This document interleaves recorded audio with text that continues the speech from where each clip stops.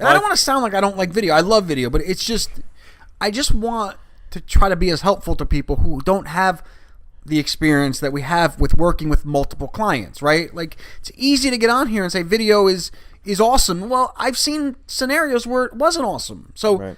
I think that people have to test. I think they have to figure out what their audience wants to see, how they want to see it, when they want to see it. And that's really where kind of a professional or professionals come in. But it all can be done with video. This is E-Commerce Uncensored. Brought to you by Fast Forward Unlimited. We're coming to you fully loaded and exposed with all the strategies and techniques for growing your e-commerce business. Hey everyone, and thanks for joining us on another episode of E-Commerce Uncensored. This is episode number 68. My name is Kevin Manel, and I'm here with Jason Caruso. And Paul Chu. Paulie Chu. So last week we had a discussion about the importance of having video within your marketing strategy. And we kind of talked about, the technical details of it and just kind of generalities about how you should have it and implement it into your business. If you want to, obviously if you haven't listened to it, check back and go back, listen to episode 68. 68. This is 68. Listen to 67 if you want to get more details about that. But that's the only time that we can call out a previous episode is when it's just the one before. Like I listen to these podcasts like, they're on episode 500. Yeah, on episode 13. Yeah. Did you remember that? I Or thought the did same you thing. go back and look? Like, how did you know that was going to come up while you were talking? They probably look ahead of time just for the show. I don't know. Yeah, but sometimes- it's in the topic of conversation. You're just talking about it, and they just throw it in there. Yeah, episode. You're exactly right. I feel the same exact way. And then when we get on here, we're like, I don't really remember what episode it is, so find it some way. And not only did you remember it, you still screwed up the number. So, I mean, it's even worse. At least they know exactly. Unless maybe some of them have somebody just sitting next to them that can really reference it really quickly as they're. Dude, they're talking about it and then say, yeah, and I think we spoke about this in episode 23 and a half. Go back there and look. What? They're just much better at it than we are, I guess. No, we talk about our experiences. We don't talk about, we're not very calculated. Mm-hmm. Right? Like, we don't plan for this. We say, let's do a podcast, and we jump on here and talk about something that's happened. Exactly. And right? I think that's the way it makes it much easier for us. And we tried the billboard thing or the whiteboard thing, and it just we still didn't follow our steps. That's not who we are. Yeah, so we just right before I pressed record, we were like, okay, what are we going to talk about? But we thought it would be a good opportunity since last week we talked about that video, how important video is. Now we should talk about once you have a video, you've taken the steps to actually produce a video. What are some really good ways that you can use the video? Right? Yeah. I mean, I know, depending on your product, I think will also depend on, how. It's funny because I'm thinking about this now, and there are some clients that we've used video for, and I know, me personally, some of the stuff I'm working on outside of the studio, like, for example, some baking stuff, these people don't watch videos. Like, I put a video ad up and nobody watches it. But Really? Then you get, either a marketing video or a golf video, and then all of a sudden thousands and thousands of people watch. So, we do have to sometimes be cognizant of being general because I think it's something that you're going to have to test. However, when you're selling something that people need to kind of trust you and know and like you quickly, a really good way to do that is with video, obviously. And what I was going to say is there's a company called, and I would encourage everyone out there to go check them out. It's called redlinesteel.com.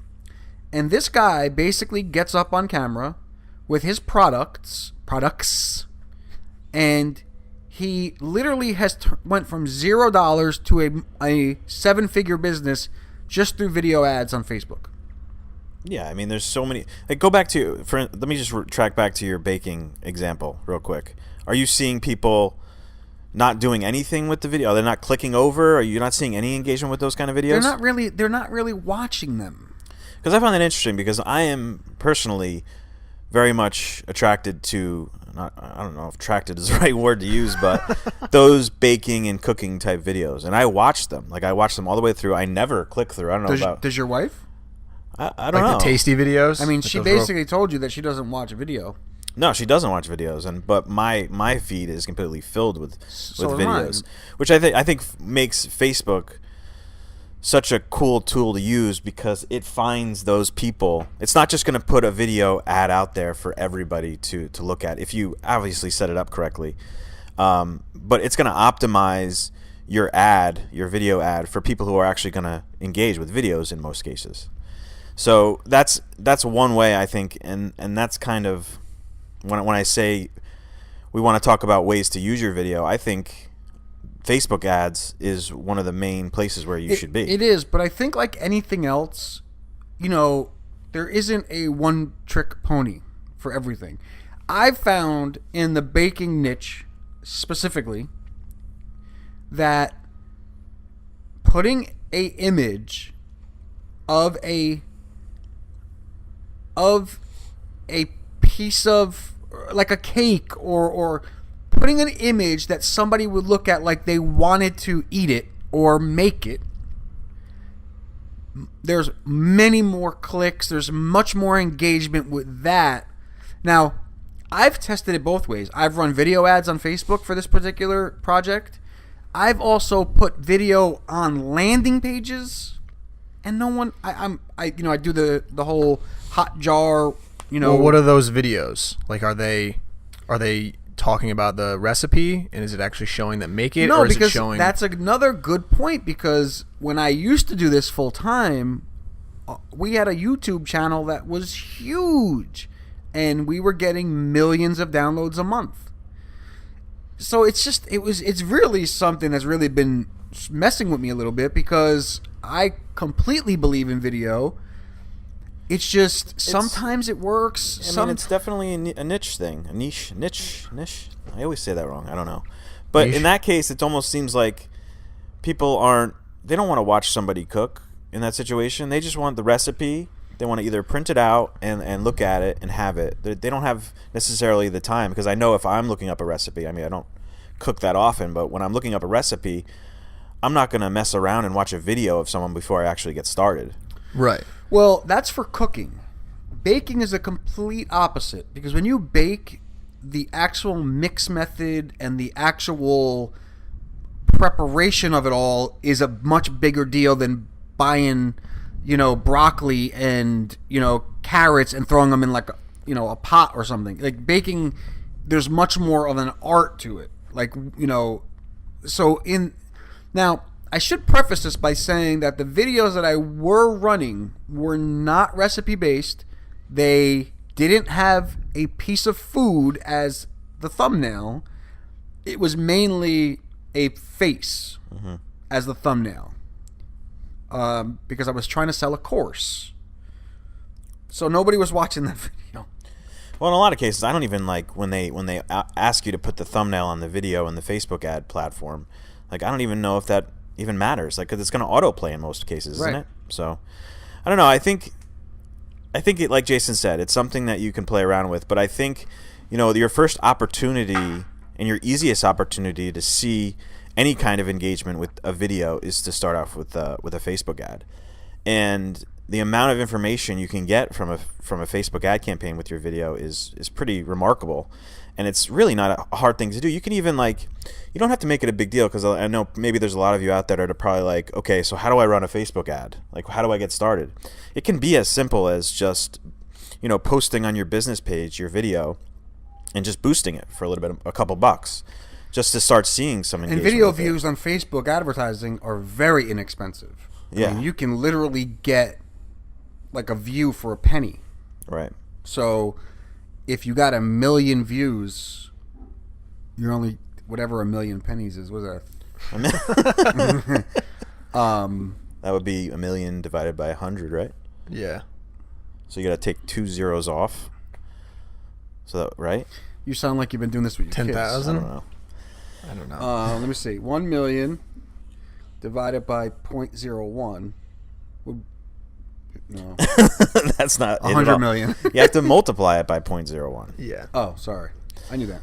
Anyway, yeah, you definitely have $10,000. $10,000. So you can get 1 million views. So think about this: if you're a business that has income or a budget, and you want 1 million people to see your product ad video, Yeah, your video. you're talking $10,000 for 1 million people. Now, depending on what you're selling, if you can get 1% of those people, I'm not going to do the math, but if you can get 1% of those 1 million people to buy, you got yourself a real. Now, this Redline Steel company that I'm talking about, one of their videos has 7 million views. Basically, it's like this steel on YouTube or no, on Facebook. Wow. His Facebook ad. So now people can share it. You know, there's a lot of other little organic things that can happen. You got to also understand that a view in Facebook's eyes is 3 seconds, right? So, I mean, even though it's 3 seconds, you still, if you can do something in those 3 seconds to just almost like subliminally place your product or your brand in front of somebody's eyes. You got that the second time. I wouldn't have gotten that. For 3 seconds, you've done something. You've accomplished something for that penny or 2 cents per 3 second view. You know, if somebody watches it for 3 seconds, Facebook is going to show it to them again. Yeah. Maybe you got them at a wrong time. They'll show it to them again. Maybe you get some more, and they'll track all that stuff. But, I mean, we are getting a little granular and specific. I think we want to talk also in some more general terms in terms of what you can use your video for, right? So well, yeah, I'm really psyched about the whole. I really like the Facebook video platform. It's one of my favorite things because you can really, and I mentioned this in the previous podcast, how you can actually gauge someone's interest in a product by just the fact of them watching a video. They don't have to do anything else.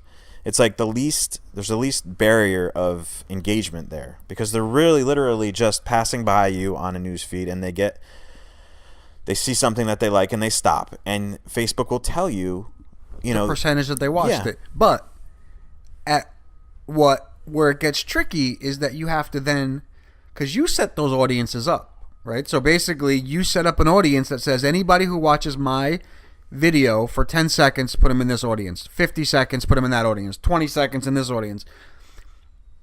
You have to then determine which percentage of views is really that value, or the value of that, right? Because like if you're watching a video for 20 seconds or 30 seconds or even 60 seconds or 70 seconds, it doesn't necessarily mean that, because it depends on how long the video is too. There's a lot of different variables. My point is there's a lot of different variables that you would have to test to and that's with anything, to get it something or to get it working the way you want it to work. And I don't want to sound like I don't like video. I love video, but it's just I just want to try to be as helpful to people who don't have the experience that we have with working with multiple clients, right? Like it's easy to get on here and say video is awesome. Well, I've seen scenarios where it wasn't awesome. So right. I think that people have to test. I think they have to figure out what their audience wants to see, how they want to see it, when they want to see it. And that's really where kind of a professional or professionals come in.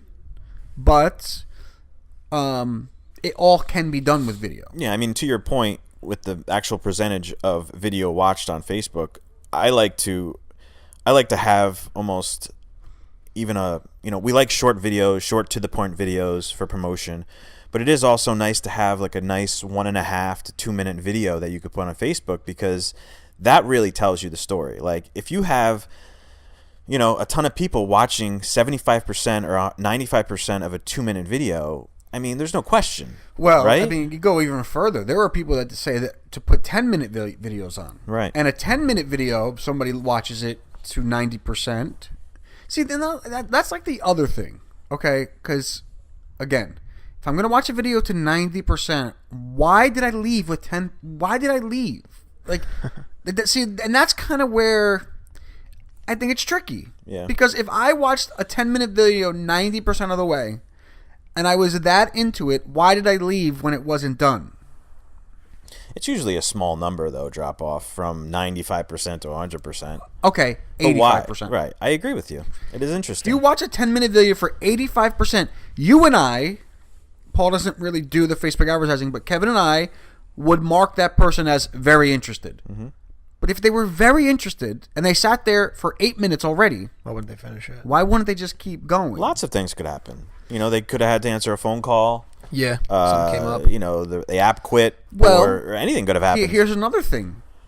Who's to say a 20% watcher doesn't then come back and watch another 80%? So, like, that's why I'm saying you have to figure out in this scenario. I mean, again, this is very specific we're getting and very, very granular, but in this scenario, you'd have to figure out what is valuable. And what, because I know for me, there are often times I'm in the shitter and I watch a video and then I get up and leave and then I come back later and then I see it again in my newsfeed and I watch it for the whole 80% of the way. But have you noticed that, I don't know if this is new or not, but the way the platform works now, if you watch a video and it goes back to the same spot. And it comes up in your newsfeed, it starts where you left off. Right. So, yeah, but that being said, Facebook, when I stop at 20%, there's a good chance and I don't know for sure, but they would put me in the 20% audience. And then when I come back, do they then move me into the 80%? Yeah, I wonder how they categorize. I don't know how that works. Like that. And that's kind of where it gets tricky. And that's why, you can almost make the argument that somebody who watches it for 15 or 20% is just as valuable as somebody who's watched it at 80%, because it doesn't.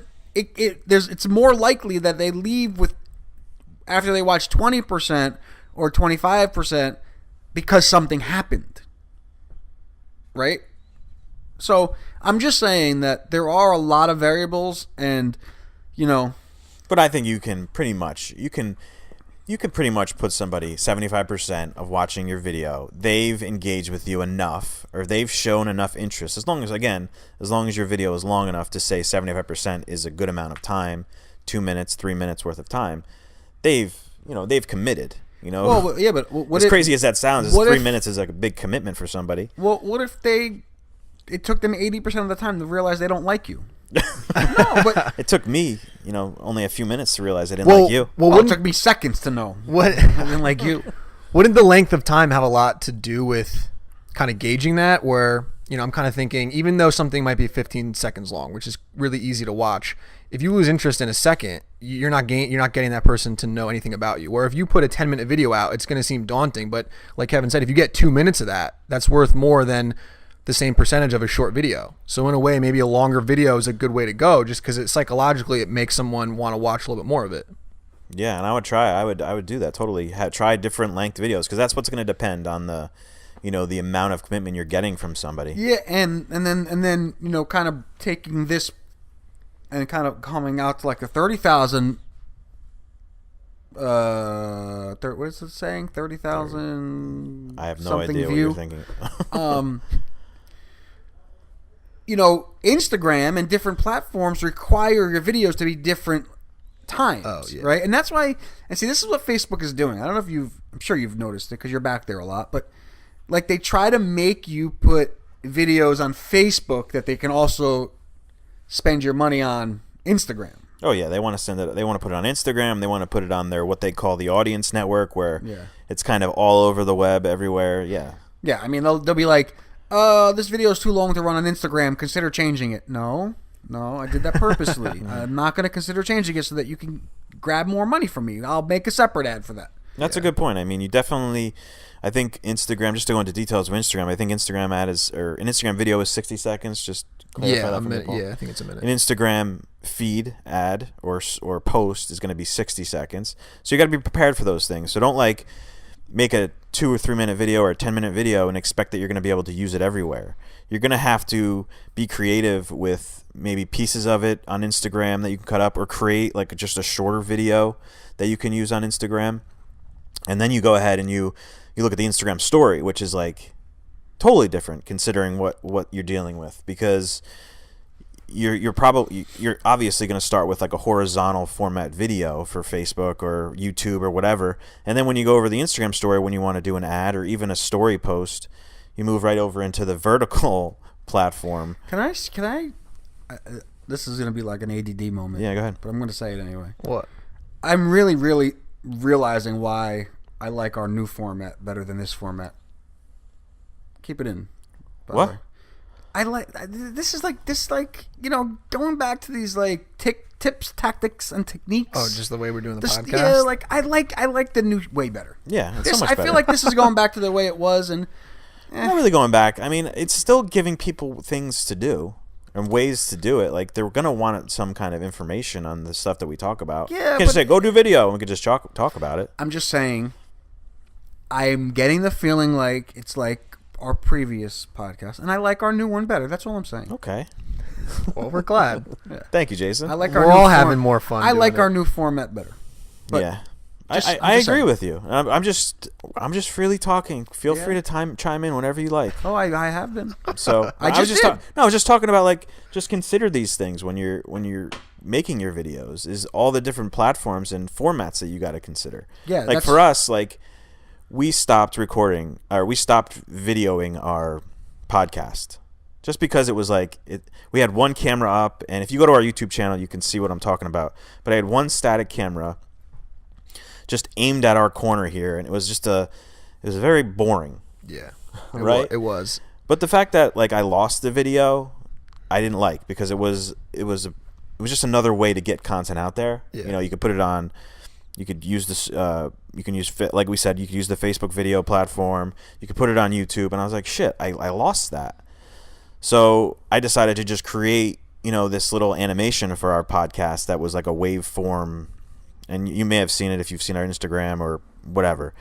But the fact that I can now publish the podcast on video platforms, I think just opens up more opportunity for people to consume the content.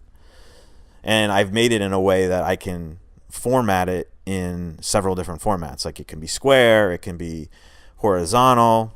Now there's no people in it. It's just an animation. That's another argument for not, it's really easy for someone to go into Facebook who's never used it before and get kind of pressured into using one video on Facebook and Instagram and blah, blah, blah, blah. Different formats work differently on different platforms. So it's like a perfect, example of formatting the video for the specific platform that you're using. Yeah, and the whole, like, there's different actions on each. Like Facebook, if you want them to perform an action, if you want them to click over. So if I record a video for you, can I get you to perform an action? Like, stop bothering me action, maybe? Is there one? Can we do that action? Yeah, I could stop coming in. You want me to stop coming in? That'd be great, because I would stop too. Jason, I'm not coming in tomorrow. Oh, good. I'll stay home too. I don't. If you're not here, there's no reason for me to be here. so Yeah, I stay you don't home come too. in either. Well, Stop anyway, paying. I could stop paying the rent, and we could just all stop coming in. That's That's an option too. We could save. We could Save money. We could save money.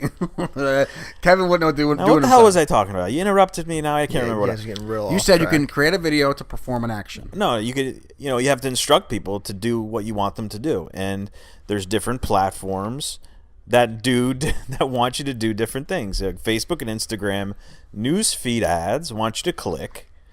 So in the video, if you instruct someone to do what you want them to do, it's helpful. Like, give them a call to action. Hold on, I'm doing a video right now. Instagram. Kevin, leave me alone. Stay home. I'm just recording a video. Stop! I'm swipe recording a up. video. Swipe up to stay.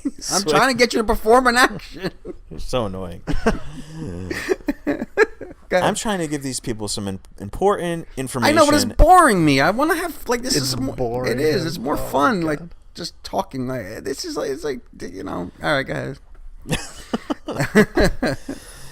Anyway, you know what? I don't know where to go from here, Jason. I really just don't. gonna I keep can't interrupting. tell you. My biggest thing is video gives you the opportunity to publish content, because I'm on this this podcast group that I keep telling you guys about, that I'm super psyched about, that it's a very really good community of people doing the same things that we're doing, and they're all like trying to publish audio on video platforms. Because how do you do it without having some kind of MP4 or whatever kind of video that you can place on YouTube?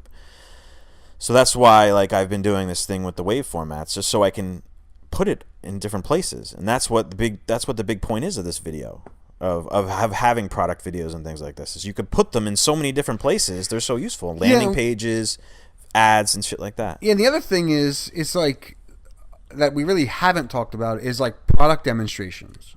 Like, product demonstration really, I think, is key, because this guy I was telling you about, Red Line Steel, like, he basically is sitting in his machine shop with all the noise, and he's showing how they're getting made, and like and holding the product in his hand, like, look, this is what you're gonna get. It's our our highest selling product. It was like a steel flag. Are you getting paid by this guy?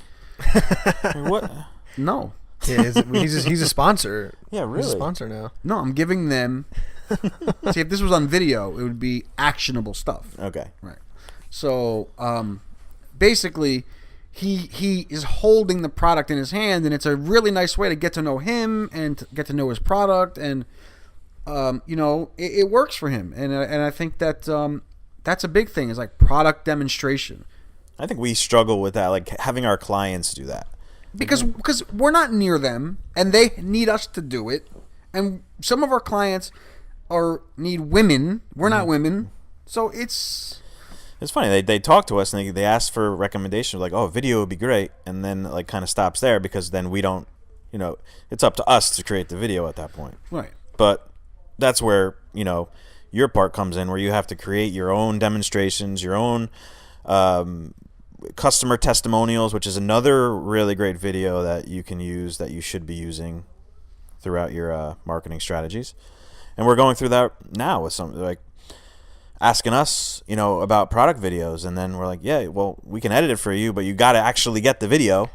You know what's interesting about reviews?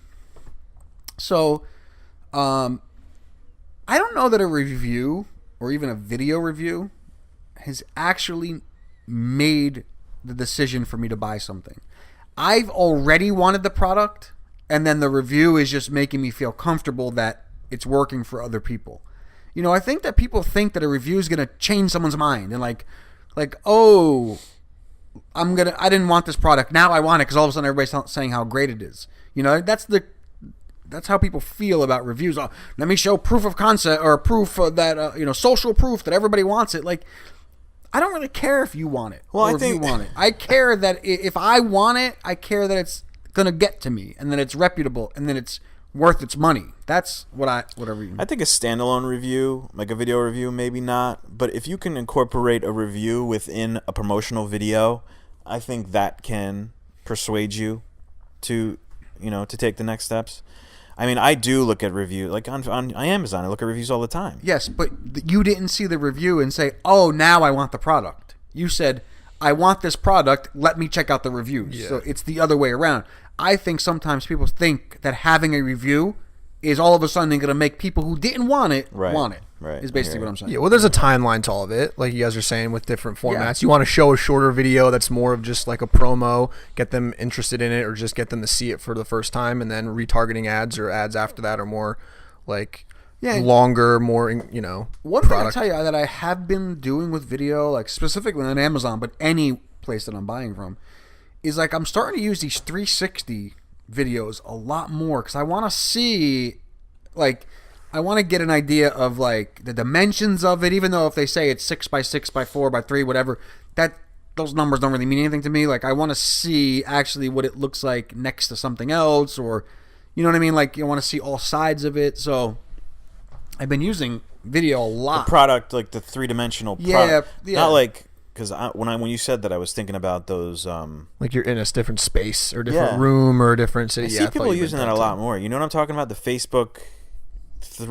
Oh yeah, 360, where you can kind of look around the room. That's a panoramic. Can you do that like just on your native phone? Yeah, that's what. Yeah, basically, you put it in panoramic. Well, you have I don't know about your phone, but our phones, you definitely could do it. It's not like I have like a flip phone. I have an iPhone 6 that the screen just happened to break. Right, which is about 6 years you can old. Barely see the screen. Anyway, all you do is to have there's like a setting, and you just go like this, and it just puts all of them together as one. And then We should do that for our office. Like, could you should. stand in the middle and just spin all the way around 360 degrees? Yeah. We should do that. And what do you want to do with that? I don't know. Put it on Facebook. Okay. Yeah. Something with it. Yeah, people will buy from us because of our studio. I'm not saying that people will buy from us. I just think it would be a cool piece of content. Okay. And that's part of what we're talking about here, creating content. And I think like even like bloopers of your video or just like bad cuts of your video could be used in different formats on social media. I know I can see Paul shaking his head. He agrees with me. Well, that's not something that you've come up with. I mean, people do that all Well, the yeah, time. I'm just saying, when you create a video, it doesn't have to be like the final product has to be the only thing that you use. There could be a lot of pieces that you could just use sporadically here and there for your story, for your Instagram feed, for your Facebook. That would be entertaining to people. Not necessarily like this person's going to buy from me for that reason, but just to get eyeballs on it and make it funny or... Yeah, and those are good ways of testing the water to see which ones that are just organically posted, how well they do, and then you can base your actual marketing piece off of those. So you're not wasting money on something that won't work. Yeah, and we talked about this last time, but it's funny how when people do video, me included, you included, everybody, it's like how perfect you try to be. And like if you're just testing something and it takes you like a month to do and then nobody watches it, it's like, man, was it really? Yeah. Like, should I really have done that? Yeah, it's like, a big investment. Editing it and doing voiceover and like going back and Yeah, I agree. So a video, you have to be careful as to how much time you invest into it before you know whether or not people are going to want to see it. But Yeah, it doesn't have to be a huge production. yeah. It can be something quick. We got to wrap this up. We got a client call. Oh, we do? in a little while. Oh, okay. All right, cool. Any guys? But I think we pretty much ran the gamut there for video. Yeah. Ran long the we go? gamut. Yeah, I mean, is Never heard that that before. appropriate for? Yeah, I don't know. I guess. I just don't know what that means. Well, he's almost He's 40, a little older. Yeah. 48 years old or something. So those old timey quotes, sayings. No, it's actually, being smart. Oh, intelligence. Yes, I'm very intelligence. It's above us, I guess. It's scope of vocabulary. I mean, there's a whole bunch of things that I can't really get into right now. But Anyway, thank you guys so much for listening. We hope you enjoyed it. This has been episode number 68. and 69 is going to be all about how to speak English. I'm working on it. I Right. fumble on my words every now and again. Give me a break. Yeah, last episode. This is only my episode 68. I This mean, is- 67. This is only my 68th episode, so I'm still just getting used to it. Yeah, but you've been talking probably since you've been about one. So you've been talking for about 37 years. Oh, man, you're good. This was a good episode for you. You're really on point. He's sassy. You're really today. nailing it today. Sassy today. You should have a comedy podcast. You're right. All I had to do is get you on to talk, and we'd be good. What? All right, we're going now. Thanks a lot, guys. Check us out on ecommerceuncensored.com. Talk to you guys later. Bye.